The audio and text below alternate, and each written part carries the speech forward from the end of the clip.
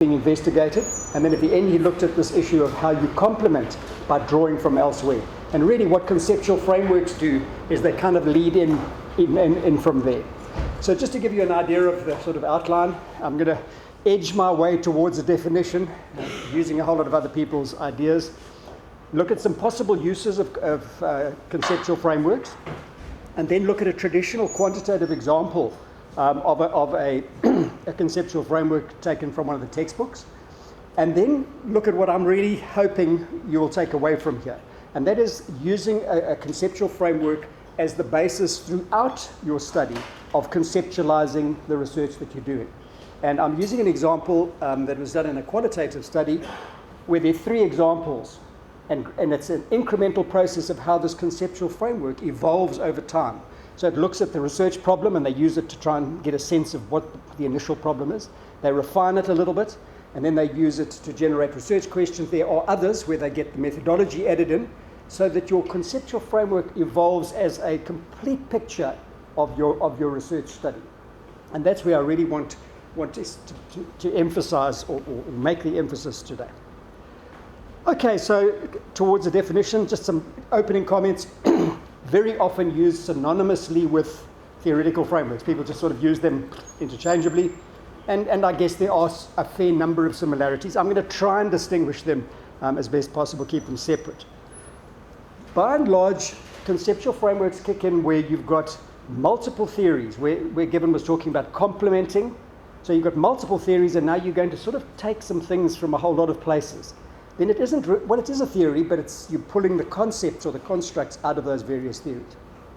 Or where there are a number of bodies of literature where you're drawing concepts from. Then the conceptual framework is a more generic way. It's not from a specific theory, it's from a range of theories perhaps. So that's often used there. Generally speaking, if you're building theory in your research, almost as though there isn't an existing theory and you're going to build theory, then a conceptual framework would probably be what you use. Theory testing, and I think if you look at Gibbon's theory-driven approach, essentially there's a theory and there's a context, and you're coming in with a theory and you're closely looking at whether that theory applies, to what extent it applies in this specific context. So that's your theory-driven approach. The conceptual one would say there isn't really a theory here.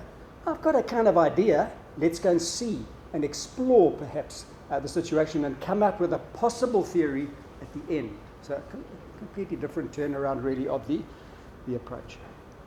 And they can be used in either type, well, broadly in quantitative or qualitative studies, or mixed.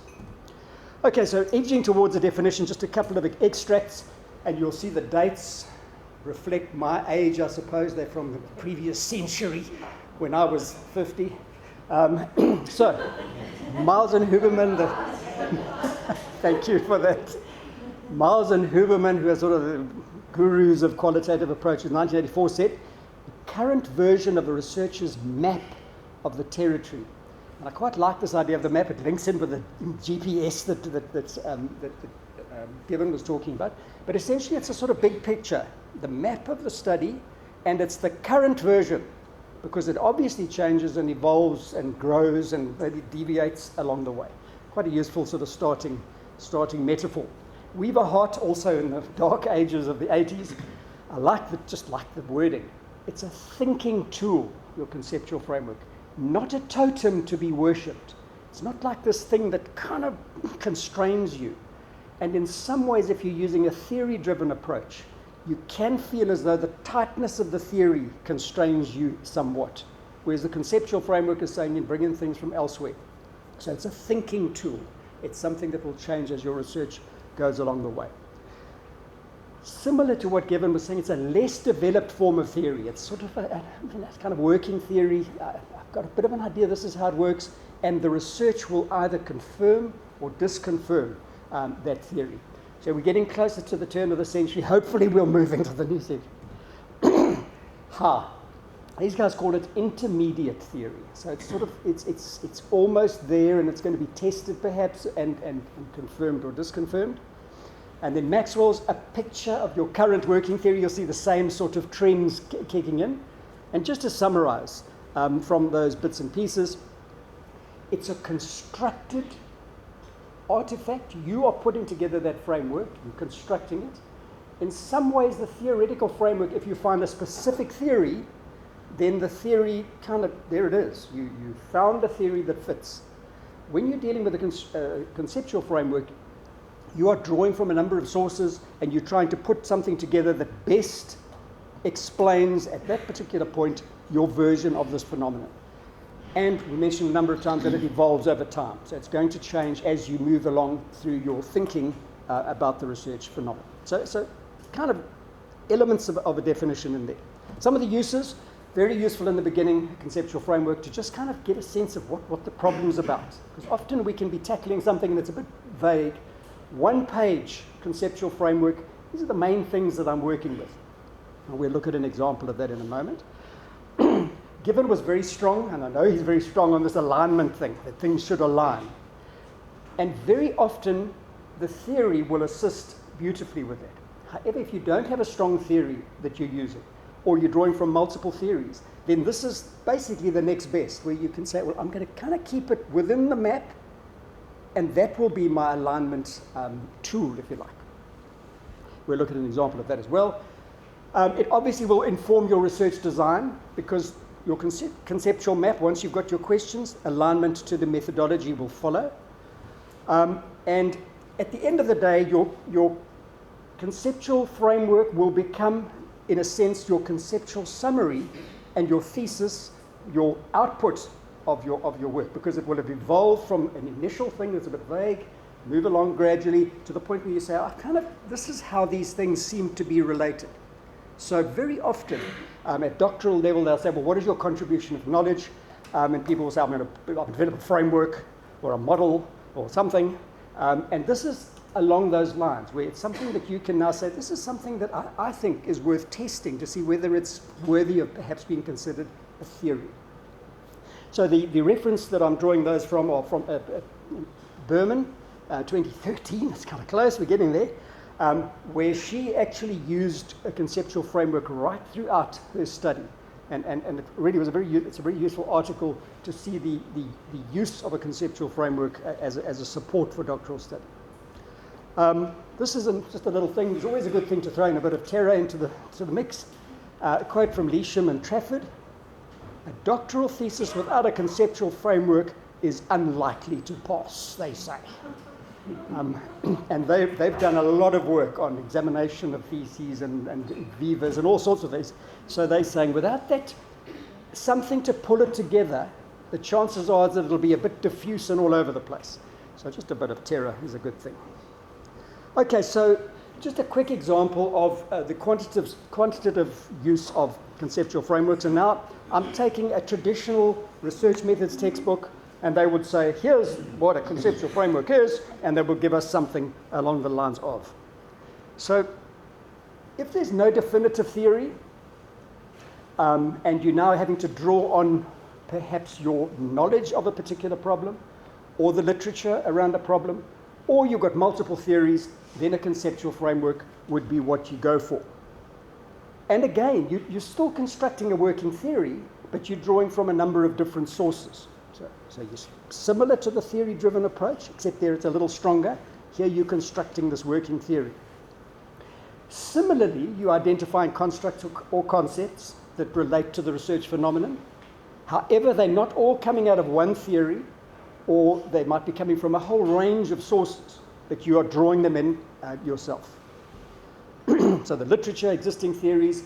Notice in the conceptual framework, they start broadening the possibility of where these concepts come from. And you'd have heard Gibbon saying a lot about where the theory. You're looking for theory, you're pulling concepts out of the theory. And clearly that would also include the literature. But from a conceptual framework point of view, people are saying your experience as a practitioner may have a situation where you say, there's a problem here. And in fact, there's nothing in the literature at all that talks about this particular problem. That's what I'm really interested in.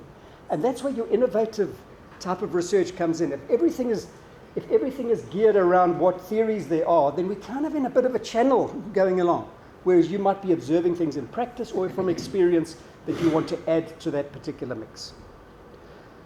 In a quantitative study, you're really going to be trying to get down to a variable because you now want to measure things and you want to do some quantitative work with it.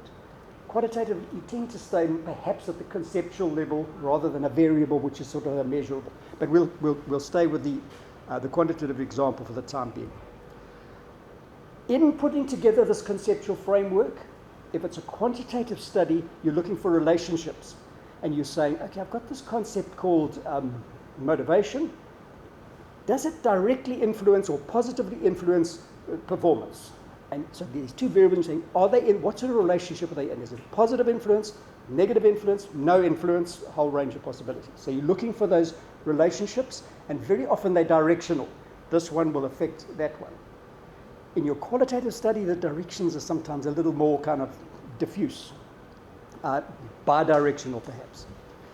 Okay, and then in a quantitative study, you would want to construct hypotheses. You would say, if we can increase this, then it will probably increase this. And I hypothesize that there is a positive relationship between these two things, etc.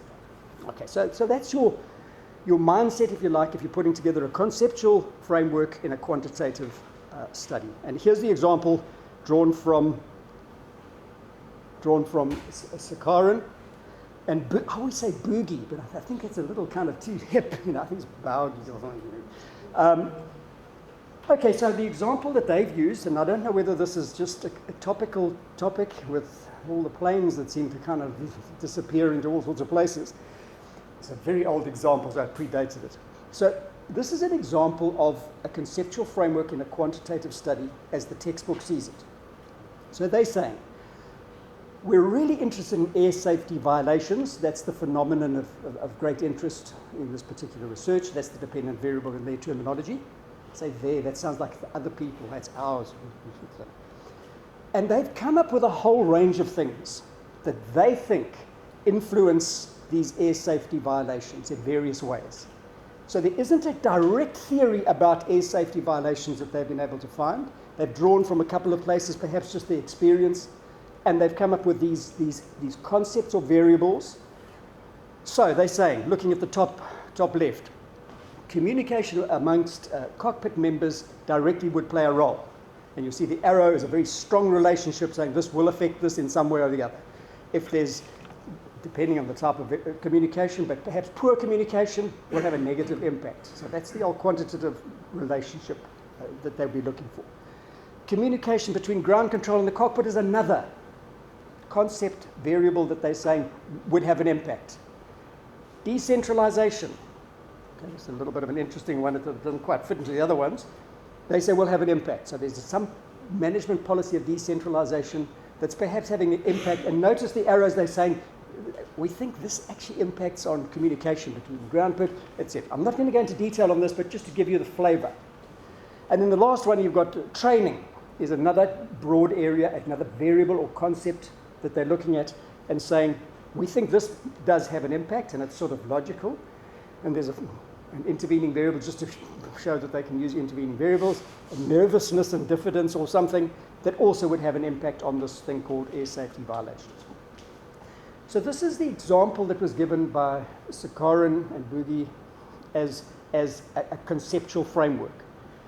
Now, if you look at that, it's something that would have had to evolve quite a long way down the line. It wouldn't be at the beginning you say, well, I think this clearly, you would start with some things and then you'd move them around a little bit. So it's at a fairly advanced stage, you're about to perhaps put your hypotheses together and say, now I need to design my instrument.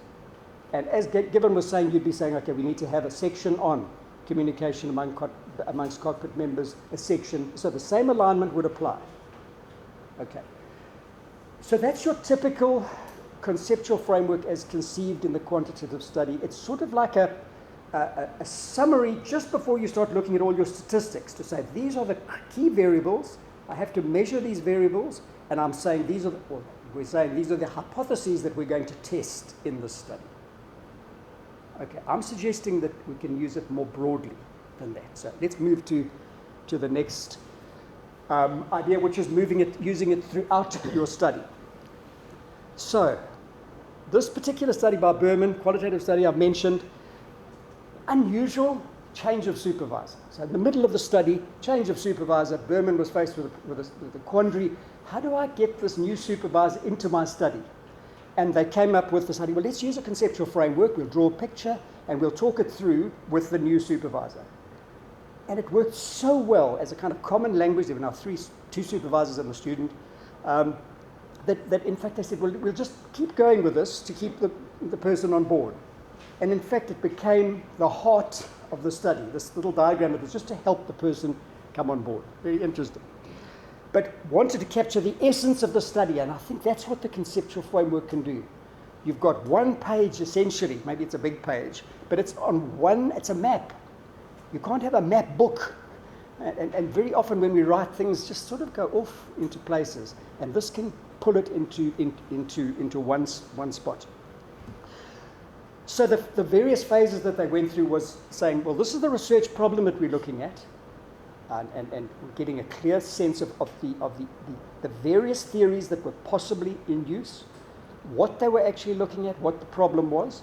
Then the research questions. So what questions do we need to ask to answer or to address the particular research problem?